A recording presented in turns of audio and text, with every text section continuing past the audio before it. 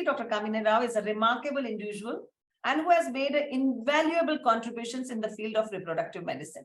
Her extensive list of achievements and accolades is a testament to her exceptional expertise and unwavering dedication. With an impressive array of qualification, including DGO, DORCP, MRCOG, DSEH, FRCOG, MOBG, FICOG, PGD, MLE, and FNAMS, Dr. Kamini Rao has demonstrated her commitment to advancing her knowledge and staying at the forefront field of her field. Her expertise recognized both nationally and internationally, as evidenced by her numerous achievements. She has been committed to the education, dissemination of knowledge is commendable. The founder chairperson of Medline Academics, a learning portal, and she has played a pivotal role in making the education more accessible to aspiring medical professionals. Her efforts has undoubtedly contributed to the growth of the development of medical community, and her role as a chairperson of the National Registry of ART Clinics and Banks of India. You have demonstrated a great leadership and organizational skill. And you, as being a Kamini Rao madam, being the instrumental in ensuring the highest standard and cares and the ethics of assisted reproductive technology practices across the country, and her contribution drafting into the guidelines of ART bill as a member of National Advisory Committee further highlight her commitment to the ethical and responsible advancements of the reproductive medicine. Your contribution in the field has not gone unnoticed, and evidence of the numerous prestigious awards you have received. The number one, which I always admire, that's a Padma Shri, very, very highest civilian award, recognized her the distinguished service in the field of reproductive medicine. Also being honored by the Lifetime Achievement Award by the ISAR and the FOXY. And these accolades reflect the profound impact she has made in the lives of countless individuals and the families struggling with infertility. You are also the editor-in-chief in the International Journal Infertility and Fetal Medicine, and you have been instrumental in the field of dissemination, cutting-edge research, and clinical practice. I have a lot to talk about you, but the most important thing when I make a list, who are my mentors, I always admire you through my heart. And I always being impressed by all the achievements, education, research, commitments, and the advancement which you have done is really, really important. Along with that, you have done a lot many things for the community, and your contributions have improved the lives of many. So we'll have a small dialogue, madam. It's a dialogue about the ART law, because you were the instrumental in many more things. Braj, can you switch off your video so that the interview will be only this? And please stop the sharing over there. Thank you so much. So, madam, the questions are simple one, because you know the best, which you have done many things into you have done a contribution in ART law. So before starting, you can just put just opening remark regarding the ART law, and then we can have a discussion or a dialogue between each other. Kawita, just let me tell you, you have given me more accolades than I deserve. And it's always kind of you to talk like that. It raises our spirits. Yeah. But you are no less. Okay, let me tell you. And we have seen each other's careers soar. And I've also seen you, the way you have been campaigning in the most dignified way. And that is what I like. Education first. And that is something that I value a lot. Now, coming to the ART guidelines and the ART technique, as well as the surrogacy, I think, it has gone through a lot of iterations. It started way back in 2000, and for which I was one of the committee members when there were not more than 4. Yeah, I remember those. And I would like to be proud and say that it started in Bangalore. However, as it went through, there were a lot of people who came and left, and we reached a point of 2021 when the parliament took over, and they sort of, in a very great hurry, made it a little bit more tweaked than usual. And as a result of which, there have been quite a lot of court hearings, purely because some sections of the public have not been addressed or have been marginalized. Yes. But if you looked at the 2010 Yes. And the 2015 guidelines, they are perfect to the extent of the law at that point of time or prevailing at that time. And the guidelines at that point of time also said that should the law change, that these guidelines will change with the law prevailing at that time. So, which means that the act need not have to go through another change, because trying to change an act takes as much as 20 years. Correct. So, keeping that in mind, that was the 2010 Act, the regulations, and the kind of changes that we had made. The other thing which was I was very much against to have surrogacy Yeah. and ART separate. Yeah. Then there was another situation where I said that don't go for the surrogacy first, get the ART bill passed and then surrogacy, because there is no surrogacy without ART. But they went right up to getting the surrogacy passed till we had to, intervene at the Rajya Sabha and say, let's have the surrogacy board, only because they did want to stop surrogacy and the unethical procedures that were being followed. No doubt, I would like to clarify here that there were unethical things that were being done. And unfortunately, the papers also picked up these things and they highlighted it. So that actually showed red to the bull of the parliamentarians who had been very conservative at that point of time. And so these things added more masala to what they were actually trying to do. Having said that, the surrogacy bill gained more teeth and went forward. Mm. But at the same time, they also decided that they can't have a surrogacy bill without the ART bill. And it came back again for hearing and put ART bill and surrogacy bill together. So that's basically the history of the two bills. And finally, to see the light of day, we had one in 2021, December, and then, of course, in January 2022. So we are now currently in this situation. However, you may say, what was Dr. Kamini Rao doing when all these things were being done? But you can understand that doctors are considered to be the last preferential candidates to make laws, even though it is going to be delivered through them. They feel that they know the best, and so we will have to follow. So Yeah. we were responsible for the 2010 bill and not the current one. So if you were to see the 2010, that's good. Go ahead. I'm just interrupting in between. I remember those days that when we and myself traveling with you, a long, I think 8-9 years back from some, I don't remember the place, and you were so much busy into drafting and making the ART bill in a different, that you are just into it. You have worked so much regarding it. So I always remember whenever the ART bill, ART law is being spoken, I always remember that how much efforts you have given into it.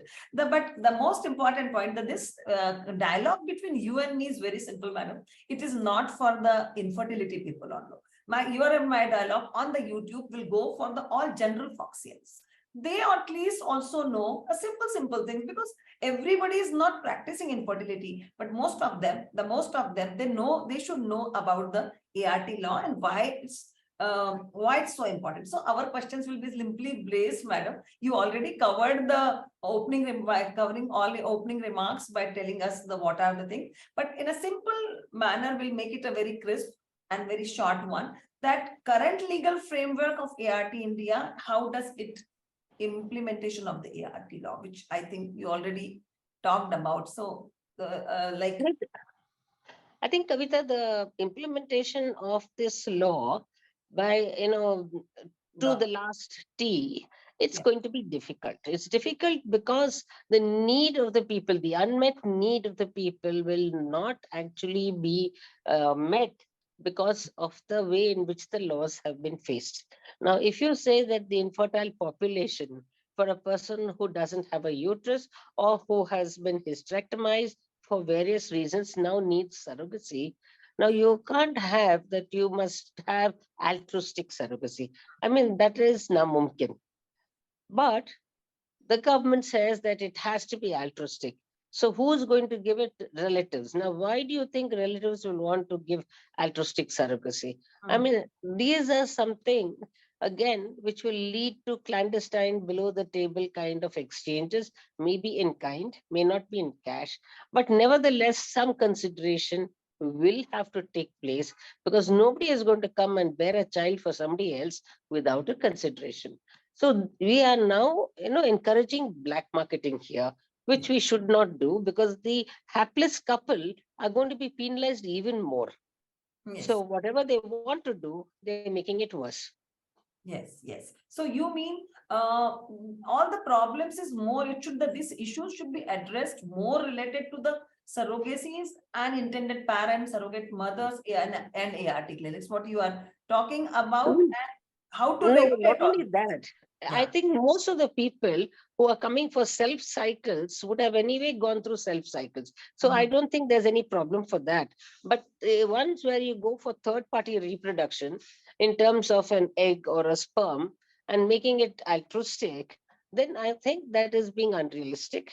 And the second thing is, of course, even for donor sperms and for donor eggs. Now, for example, if you want to go for surrogacy and the woman does not have her own eggs, now you can't go for surrogacy, because Yes, yes, according to the law, the egg and the sperm has to be that of the couple, intending couple.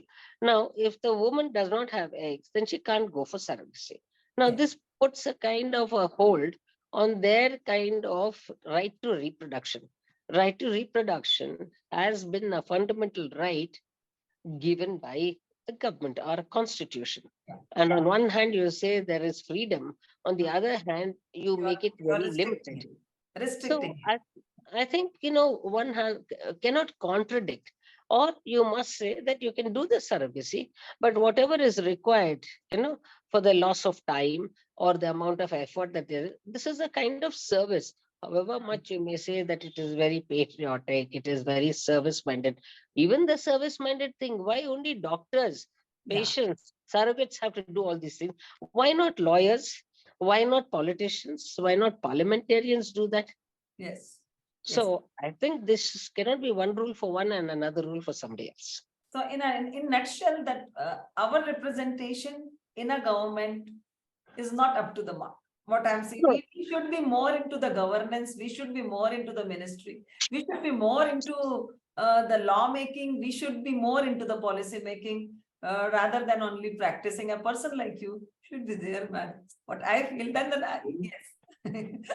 no, I think, see, it's a double-edged sword. Yeah. One, we are meant to practice medicine. Yes. We are not meant to stand on the streets with a loudspeaker and keep doing talking. Second, in a mob situation, we are not black belt, you know, wrestlers or something like that to fight a mob. We Yes. are doctors, and we have to. So you will have to understand that a doctor has to do their job, conscientiously. Now, if you want to become a politician, you need a different frame of mind. But Yes. if, like in the West, if you have a select committee, okay, that looks into specialized laws and have the experts for that, like in the Royal College, they have the HIFA. So that doesn't come out straight away from the parliamentarians. They have a specialist group, committee, subcommittee, and they build it up and then give it to the parliamentarians. The Yes. parliamentarians look at it and then pass it. Yeah. So Good advice. you don't have to get into the parliament to do all Yeah. this. Yes. Parliament needs to come to us as a subcommittee and we should give it to them. Yeah, I agree with you. I think our dialogue will change in some other direction. Before that, I'll ask that how does this ART law is used into the PGD and the ethical consideration, madam, for the general OBGYN, they should know that how this law is regulating this PGD as well as the ethical consideration about it. See, earlier we had said that maternal age can be used for this. As the maternal age goes beyond 38, 40, the chances of aneuploidy in the egg and embryo increases. So if you look at an embryo that is really looking good, it may not be a good embryo, need not be a normal embryo. So Yes. the only way you can find out is by doing a PGT or PGTA, that is aneuploidy. But if you are not getting that aneuploidy and you say, okay, I'll just put it in, that woman may have an early miscarriage, or she may not get pregnant, or she may land up with a Downs baby. Yes. Now, rather than she go through all that kind of psychological dissing, it is nice that if she's old, she can be offered PGTA. But according to the law, maternal age does not form an indication. Yes. Only if this woman has had a Down syndrome or has had some genetic defects, then only PGD is allowed. So, which means it curtails the use of PGD in women, and it has specific conditions on which you can do. Yes. That also is very restrictive in its practice. Yeah, and the same with the, I think you like to talk about the, you like to address the issues related to, again, the donor gametes, the embryo. Everybody's talking, no, the 7 and all that numbers are there. What are the implications and the donors and the recipient? For the general OBGYN, they should know the basic, who can give the, Well, who can donate the eggs, who will be yeah. the egg donor, like simple things.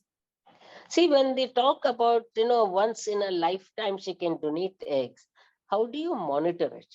Unfortunately, if you talk about a kidney, you know that there's a big scar on the abdomen, so they can't keep on donating kidneys. Yes. Luckily, there are only 2 kidneys, and then they can donate one, and you have a scar, so you can say, yes, the kidney is donated. But here with eggs, it's like blood donation. Yes. Okay, you can keep on picking up the eggs. Now, suppose she goes there, they say that National Registry will have Aadhaar card, and then she can go there and once she can donate. But what is very unfair is that they put the onus on the doctor, Yes. that you must make sure that she's only donated once. Now, how does a doctor make sure that she's donated once? This becomes forensic medicine for us. Now, in a large practice, I don't know whether she has donated once or twice. So you have to now go to the registry and find out. But suppose she changes her Aadhaar card and her face, then you have to have fingerprints. Then you've got to have signature. And then, of course, face recognition.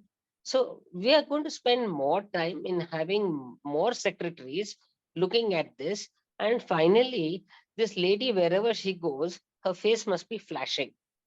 Now, sometimes you may get all this, and sometimes somebody slips through the net, in which case the onus of responsibility is on the doctor. Yes. It's not on the bank, Yes. it's on the doctor. Yes. So, which means that you're going to get penalized if that woman has come second time to you. Yes. So, who would like to do a third party reproduction when all the blame is going to come on you? So, I think you need to be careful that when you take a third party reproduction, you have to be fully sure that this woman has donated once. Yeah. What about the semen? It's the same story. How can you be sure? Yes. And the third thing is there is no confidentiality when you donate semen. There's only question of identity is revealed, but confidentiality is there, which means to say that if required, the name may not be said, but they will have an Aadhaar card. So the Aadhaar card is given. So when they take the Aadhaar card from the semen bank, the name number will be given. So we will have the name and number. So should there be any genetic abnormality, they'll be able to trace the person. Now, which person would like to come and give a semen sample if they're going to be traced? And then suddenly a 16 or 17-year-old girl or boy comes and stands in front of your house and say, hi, Papa, or hi, Mama, I am your child. It's going to be very, very embarrassing. Yeah. So the man may not even have told the new partner that he has donated semen so many years ago. And suddenly he finds a grown-up child in front of him. Could be very embarrassing. Yeah. So people had earlier, given samples because of anonymity. Yeah. But now that anonymity has been taken out. The same anonymity even for egg donors has been taken out. So the number of people coming to donate egg or to donate semen is dwindling. So rather than increasing the number, one is altruistic, the second is identity. So on both counts, it is counterproductive. So both these things are going to be negative. Yes, yes, yes. So basically, ma'am, we have a time slot given to us, almost 15 to 20 minutes. And I think about the impressive knowledge and the way you can put many things in a different way, we can go for the license. It's the last question which I like to just put it in a way or a concluding way. So, once the law is passed, we have to follow. That's, I think you will agree, I will agree, everyone agree. If we have to drive a car on the left side of the road, we have to. Now what are our roles as a ART clinics to be implementing the ART law, and our responsibilities and obligations both. So yeah, those two things are very, very important when we talk about it, and then we can conclude our dialogue over here. The role of ART clinics, implementing the ART law, our responsibilities and obligations. Yes, of course, Kavita. Once there is a law, there's no question of my gut feeling. I feel this, I feel that. You will have to put your gut out, or you have to be gutless or spineless, and cool your heels in the jail if you get caught. So the best thing would be, like a good citizen of the country, follow the law, or stop practicing infertility, and then you just do OBG practice. I think that also is very good. And let the infertility practitioners do their practice. I know there's going to be a lot of extra work, documentation, etc., but that is only to safeguard you. Make sure that the documentation perfect, make sure the licenses are perfect, and make sure that you protect yourself. It's better the patient cries rather than you cry afterwards, because you need to keep everything perfect, because this is one more draconian law, which is like your PCPNDT law. Yes. And this is one major way of making money as a racket by the babus. So I leave it to you, your imagination, your boldness, your ethics will depend on that. Yes. So in a conclusion, madam, so nice of you to hear all about the feelings, the way it should be, and the way it has been. So you have put it in a very nice manner, the way it is. And I always impressed by you, all the contributions which you have done, and the way you have done the dialogue with me. But the ART law is going to stay, and we have to follow it. That's my work message to each and every infertility specialist or a simple Foxian. Just read it properly, go through it and do it. Thank you so much for joining today, madam. Thank you. And thank you so much. I think